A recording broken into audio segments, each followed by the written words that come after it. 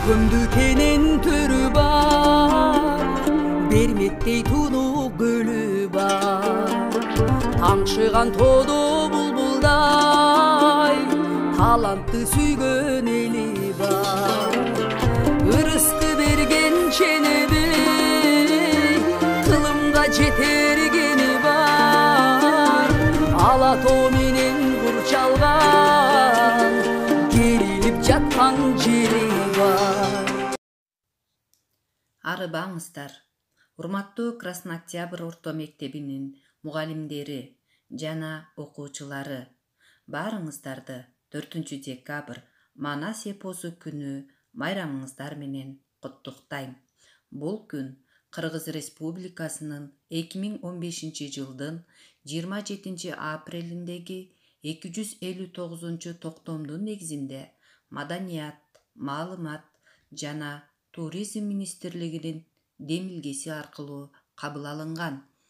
Бул күндү белгилөөнүн максаты Манас эпосун сактоо жана жайылтуу, өлкөдө Манас таанону өнүктүрүү, манасчыларга өкмөт тарабынан колдоо көрсөтүү. Манас жөн гана кыргыздын ири эпосу болбостон, бүтүн кыргыз мурасынын бермети, кыргыз тилинин жана дилинин эстелиги, балбал ташы. Эпостун каарманы, кыргыздардын башын бириктирген баатыр Манас атабыз. Манас эпосунун пайда болуу жолундагы маалыматтагы окумуштуулардын ойлору ар башка болгону менен эпостун тарыхы миңдеген жылдар экени талашсыз. Эпос 3 бөлүктөн турат: Манас, Семетей жана Сейтек. Орто эсеп менен 500 миллиондой ыр-саптан турат.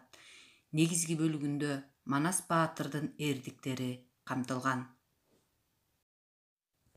Манас эпосу көчмөн кыргыз элинин жашоосун, көз карандысыздыкка, мамлекеттүүлүктү орнотууга болгон күрөшүн, кыргыз маданиятынын, тиричилигинин өзгөчөлүктөрүн айтып берет.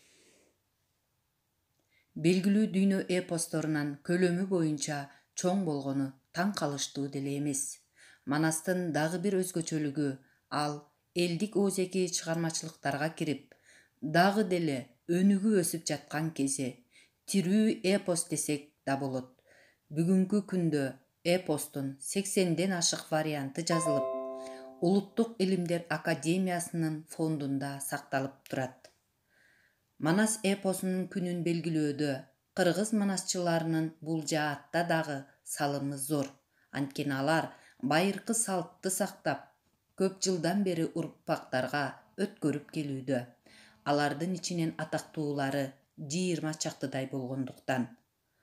Манастын варианттары бир нече ондоп саналат.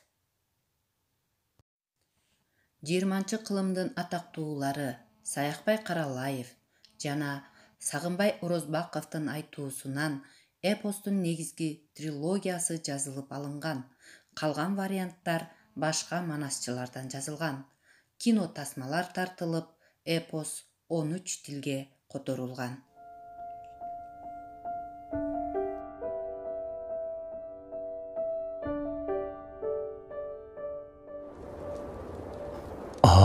Кудуреттүү улуу көк теңир, мен жашаарымды жашадым, ашарымды ашадым.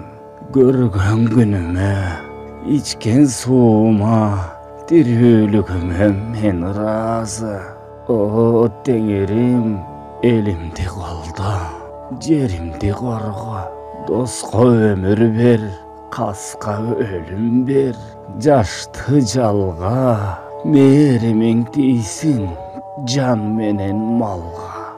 Деп түндүгөөдө көккө алакан жайып, теңирге тайынган кыргыздын көкөтөй ханы таң торгою сайраган маалда, таңкы чолпон бата элек чакта эл жерине бата сурап, керезин айтып, оозунан көк түтүнү бур этип, көкүрөктөн жан кетип, 85 жашына барып карып, кайраты боюнан качып, о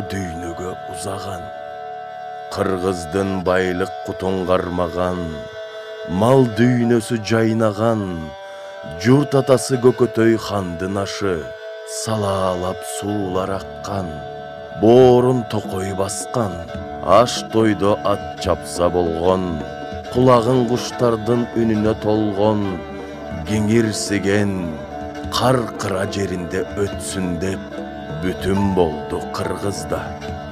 Төгөрөктүн төрт бурчунан түгөл баарын чакырып, душманын койбой батырып, ал анысы аз келип эзелкиден кас болгон, Карагытай Манжуудан Коңурбай Жолой Нес кара алоо кеси баш болуп, миң саңдаган кол менен алар кошо келишти. Көкөтөйдүн көп мүлкүн шенебей алып сапырып, түмөндөп байге сайдырып, жалгыз уулу Бокмурун ашка ээ болуп берер аксакал ким болоор деп мыктыларды чакырып, жыйын куруп калды дейт. Элдин ээси ким болсо, сөөк ээси ошо болот. Манас ашты башкарат, деди Кошойдө. Кыргыз элинин ошол улуу ашында далай кызык болду. Эл күтпөгөн чууга толду. Жыйналып келген кас душман аш ээсинин кадырына түкүрүп, олжолоп элди кетчүдөй, кыргызга сазайын берчүдөй ээлигип, ашыңа салам азапты, тоюңа салам тозокту деп кекенип, жолкунуп турду. Ошондо көк жал Манас көмгөн жок. Бу сөзгө келген жок. Мейман болуп сый жатпай, мыкты сынган душманды четинен сүрөп, коркутар калмак сен эмес, коркчу кыргыз мен эмес, чапчу Манжуу сен эмес, чаптырчу кыргыз мен эмес, деп кас душмандын баарысын ордуна койгон эмеспи? Түрүлүп келген душмандын үшүн алган эмеспи? Ортого түшүп карысы, бас-бастап жаңжал басылды. Шааниси аштын айтылып, салтанат анан уланды.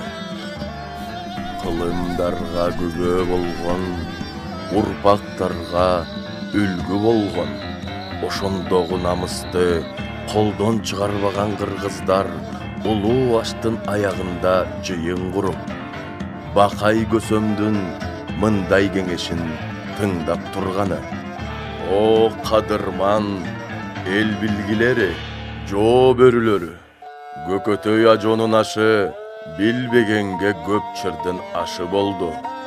Билгенге 40 уруу кыргыздын бириккен башы болду. Намысыбыз, арыбыз, каныбыз, жаныбыз бир экени билинди. Ким кас, ким дос экенин аш көрсөттү. Андай болгон соң, ар кимибиз өз башыбыздын гана камын ойлогонубуз жарабас. Ашка чейин ар бир хан өз ураанын чакырып, өзүнүн очок намысын талашчу. Бокмурун Көкөтөй деп ураан чакырды. Төштүк Кыпчак деп ураан чакырды. Ушунет деп катаган, жедигер боло берип, 40 ураан чакырылды.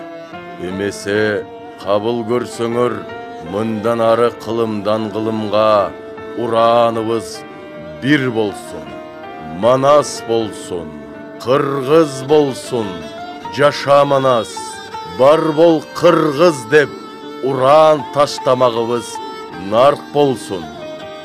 Аталар ант беришти, нарк менен сөз бекитишти. Түнкү көктө Манастын жылдызы балбылдап жанып турду. Көкөтөйдүн көлөкөсү тарап, келечекке жарык төгүлдү. Демек, Манас эпосу кыргыз элин жок болуп кетүүдөн сактаган, бар болуп жашоого үйрөткөн, кыйынчылыктарды жеңип чыгууга такшалткан улуу сабак. Мындай баа Манас эпосун көтөрө чалгандык эмес. Манас байыркыны, бүгүнкүнү, эртеңкини бириктирип турган бүтүндүк. Манас эпосун жогору баалап, Аскар Акаев мындай дейт: жер үстүндө кыргыз барда, адамзат жашап турганда, Манастын ыры да, сыры да бүтпөйт. Демек, канчалык Манасты окусак да бүтпөс сабак. Саламатта калыңыздар. Көңүл бурганыңыздар үчүн чоң рахмат.